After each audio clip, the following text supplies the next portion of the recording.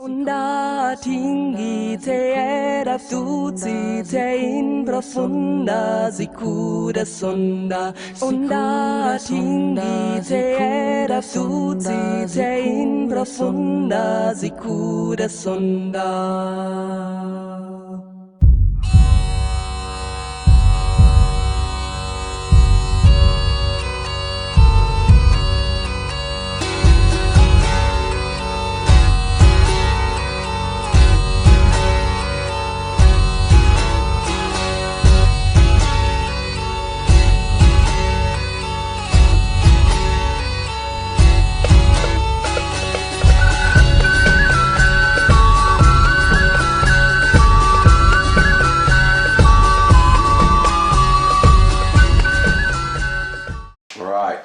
G'day, Tragic here, and we're back in Pathfinder. This time we're in turn 4, I believe, and we're having a pretty good time, but I've been making some pretty major mistakes. You know, here and there things have been going wrong.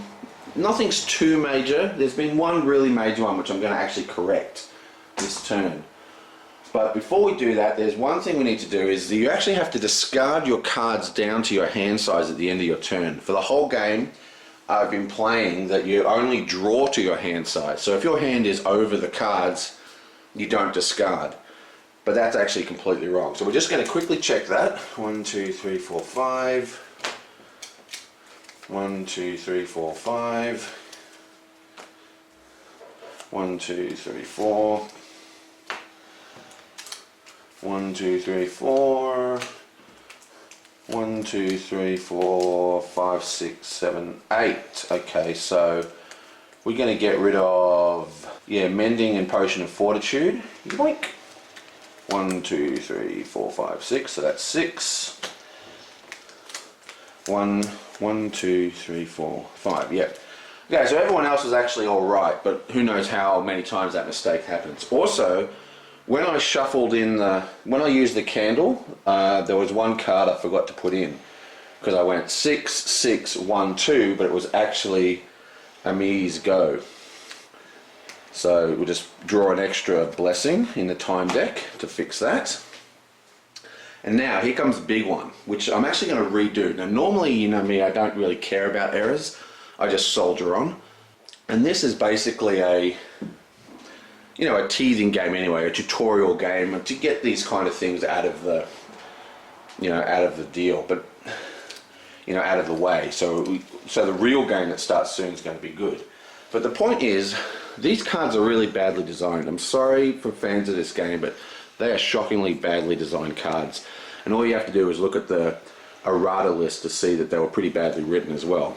Game's great, I love the game, bad cards. And one of the things that makes them bad, if you compare this card to say a CCG card or from the LCGs or any like high quality card, you'll note that the information isn't compartmentalized. It's not, this little section here is great. You look at it, you know exactly what's going on. Look at here, you know exactly what traits it has. But down here, it has the power.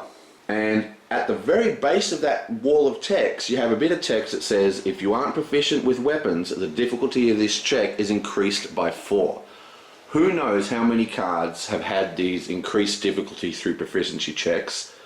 Because I've been looking at these cards and I just have always assumed that they're just the powers that the cards have. But there's actually extra information here that isn't related to the card's ability, which really should be in a separate section. It should have a dividing line or at least like a new paragraph or something so you can quickly see it at a glance if it has this text. Anyway, the point is, this is actually, because she's not proficient with weapons, this is actually an 11 check, not a 9 check. So we wouldn't have got this sword. And this sword is a major deal because it's one of the best swords in the base of the core set. This will probably be our best weapon for a good 2 or 3 adventure packs. So we really need to redo this roll. And also, while I was looking at that, a mate of mine, Scott, in the comments, reminded me that there's an ability for Lynn that I haven't been using the whole game, where you can discard a card to roll a d10 instead of your strength or your dexterity. So we could actually be rolling d10s instead of those d4s. So what we're going to do, even though normally I don't, do all these kind of fixes up, because this card is actually going to carry on right through the game, all through the other things, because you keep your characters and the decks get stronger and stronger as you play, I'm going to re-roll this and see if I actually get it legally. So we're going to re-roll again. Boom, yeah, boom. And we're going to use her ability to discard the acid arrow to get a d10. Then we're going to just show the crow for a d4. And remember, Sagen actually spent a blessing, so we get another d10. So we're rolling 24, 9 out of 24. Not very good odds. But, Rochelle loves me, so let's see what she gives us. 10. Oh, yes. 15. Boom. Rochelle is my lover. And we keep the sword. Excellent. Okay, so that was awesome. We kept the sword. We discard the acid arrow, but now we're only at 1, 2, 3, 4. So she draws up to 5. Another blessing. Okay. Now we're ready to start our game. Oh, I'm so glad that happened the way I wanted it to go. Okay, so let's flip down the deck, and we're doing Kiara. Now she's over here, and she's going to not trade, but she's going to move, yoink, and she's going to come over here with these 3 people, and then she's going to do a heal spell on Hask, which is a d4 plus 1. So that's 3. 1, 2, 3. Okay. Hopefully we'll get that crossbow back. 1, 2, 3. Oh, crossbow and the blessing stay in the deck. That's horrible. Okay, and then she's going to not spend a blessing to explore. So that's the end of her turn.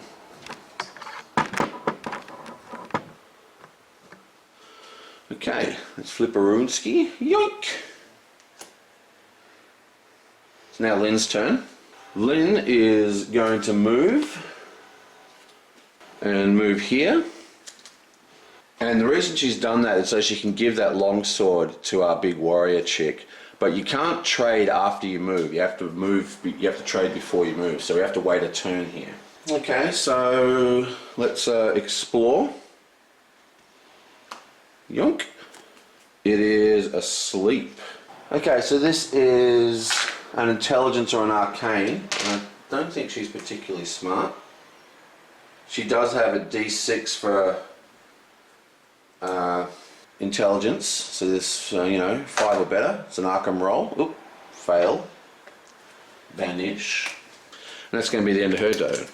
So our healers, this is why I got my 2 healers first. I mean, she hasn't got any cure spells yet, so she's not doing very good at being a healer. But the idea is that they can move quickly before everyone else gets their rolls and do their thing. And now it is actually Amory's turn. So let's flip another card. Yonk! This one is a Blessing of Torag. That's a non-combat strength test. And does she want to trade anything? I don't think so. Actually, she is going to trade something. She's going to give this Matlock to Lynn. She's got a d12 strength, so what does she need? Another plus d8 for a non-combat strength test. So we're going to give that to Lynn. And then boom! Longsword. Oh, there's only 3 cards in this deck now. And this is a strength or melee.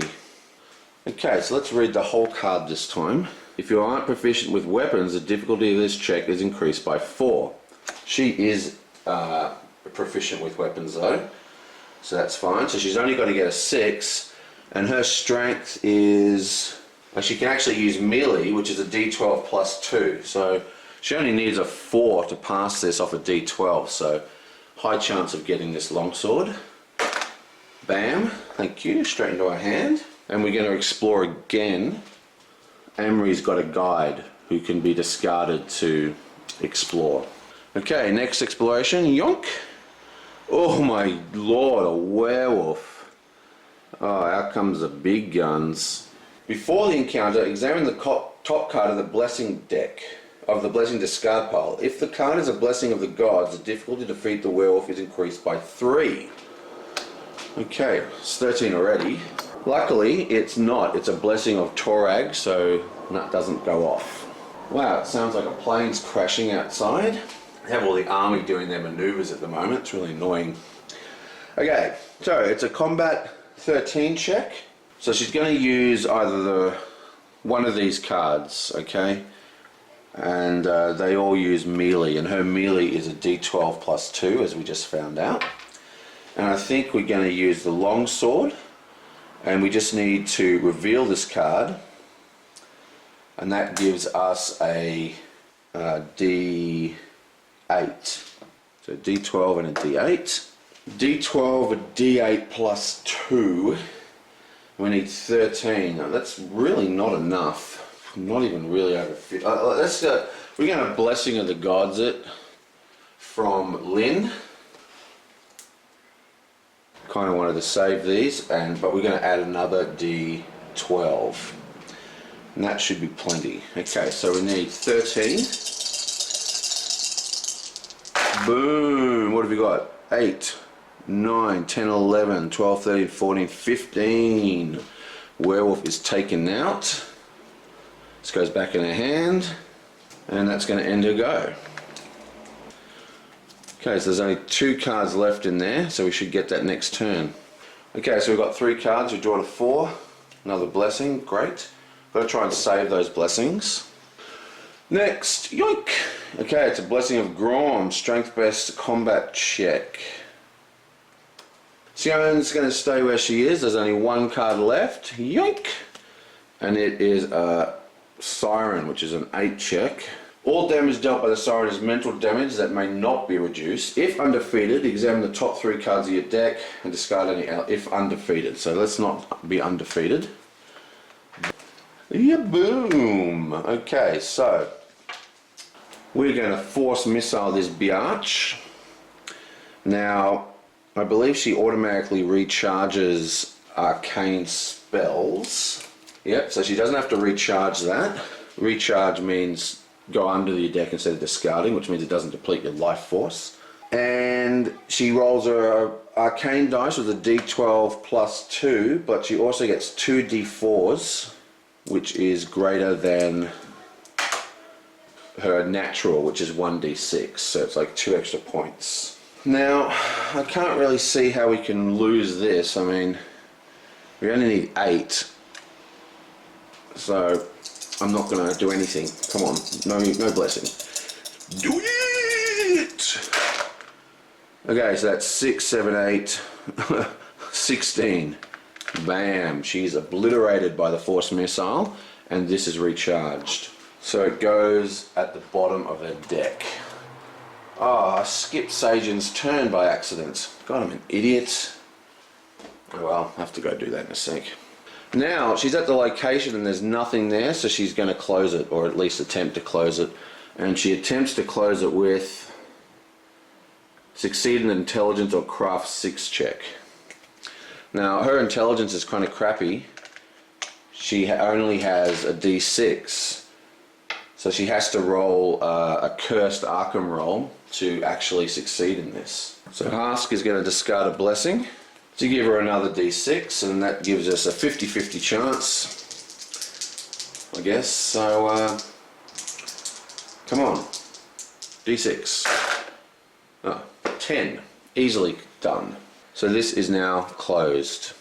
Okay, and that is the end of that. So now we only have a couple of open places, so we should be fine. Now it's Sajan's turn, but I did it out of order, which is a really stupid thing to do. He has a dexterity-based combat check. That's actually the combat check that he uses. Oh well. It's all about the luck. Anyway, when you start your turn here, you have to summon a banded henchman and fight him. So that's the first thing he's got to do before anything else. Okay. Yoink. Okay, so before you encounter, recharge a card of your choice. Okay, what have we got here? Well, we'll recharge the dagger, obviously. And then we are going to reveal the Sage's Journal, which is why he's at this location. Sage's Journal adds a D4 on a reveal to a henchman or villain check. So it gives him a D4. He's rolling his dexterity.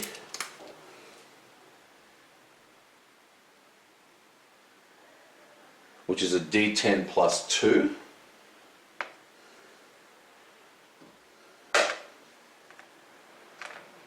And 8. And what have we got? 16. So we've got pretty much double.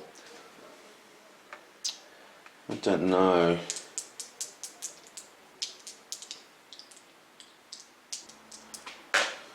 Okay, I think we're just going to go with that.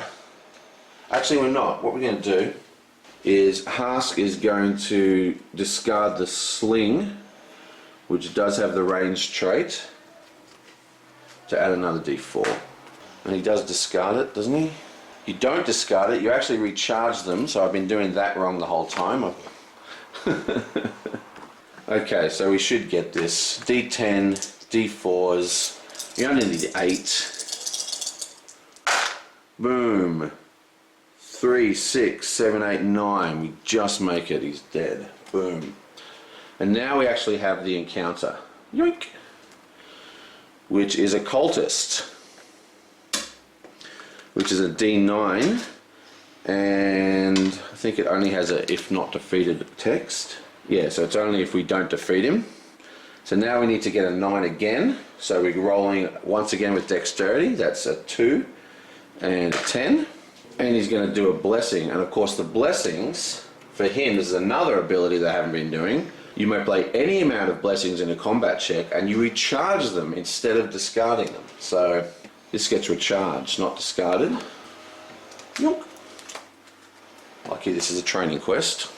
And also it's actually the Song of Ezreal is on, which is add 2 to a dexterity based combat check, which is what we're doing. So when you cast a blessing, you may instead treat this card as if it was identical to the top card of the blessing deck. So even though we discarded the Blessing of the Gods, we've actually done this. So we get 2 dexterity dice. So that's another 2 D10s. So we should definitely get this now. 3 D10s. 15, 16, 17. Oh my god, 20. Okay, he's obliterated as well. And I think while that blessing is on the table that gives him a bonus, we're going to do an explore. He's got one more blessing, so he's going to do that, and he's going to explore again. Now, you only get to recharge them on combat checks, so yoink. Oh my god, magic half plate. Ooh, I just peed a little. Okay. Heavy Armor, Magic, Elite. Recharges card to reduce combat damage dealt by 3. Banishes card to reduce. If you are proficient in heavy armors, you may recharge. Okay, there's no extra requirement to pick it up. It's only a 4 Constitution Fortitude chest, and we have Fortitude is a D6 plus 2.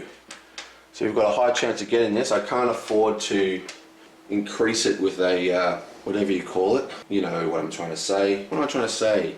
Blessing. Come on. We only need a 2 or higher. 5. Bam. Into our hands, baby. Alright, and that's the end of his go.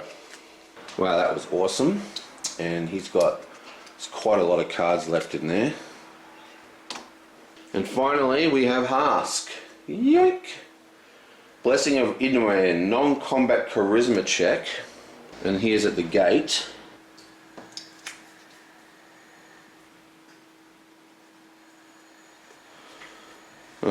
Potion of resistance. This is just an intelligence craft, and I think his intelligence is quite low. At a measly D6. 1, so that's a miss. Okay, so I think he is going to cast a blessing and do another explore. That gets discarded. Yoink! Oh, promo card. Oh, wow. Charisma, Diplomacy, Divine. We have a Charisma D4. That's all we've got. We get +2 from the quest, and we have a Charisma D4. 4, 5, 6. We need 7 to pass. Wow, that's a really awesome card. That's like a really cool ally. There's only one of him in the whole box. What are the chances? I'll probably never see him again, ever in another game, ever. Well, I don't know if we can afford the blessings. We need 7, and we've got 6. So, oh wait, look at this. This is the one we just pulled, isn't it? Iodema, 2 to a non-combat charisma check, and this is a charisma check. So if we spend a blessing, we actually get 2 d4s, which is a 14 to get 7. That's a much better odds. Okay, sorry the gardener's here, but this is going to be the last roll of the game. So I think we're going to do this. I reckon this is pretty good odds, but we need to discard a blessing to do it. And we're going to discard a blessing from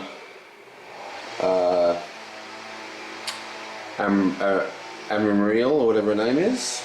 That gives us 2 extra dice. Come on, we only need a 7. Let's do this. Boom. 3, 6, 9, 10, 11. Thank you. And he's going to go back up here, and he has to draw back up to 5. 1, 2, 3, 4, 5. And I forgot to redraw for him. 1, 2, 3, 4. And of course, Hask's last ability is that he gets to peek at the top of the deck at the end. Yoink! And it's the trap, which is perfect.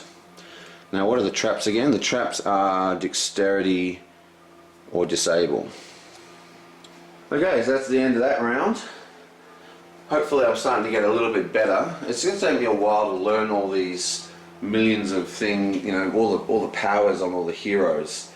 I mean, not using Hask's peeking ability. I haven't been using the recharge. I've been using Hask as a discard. So it's been a mess.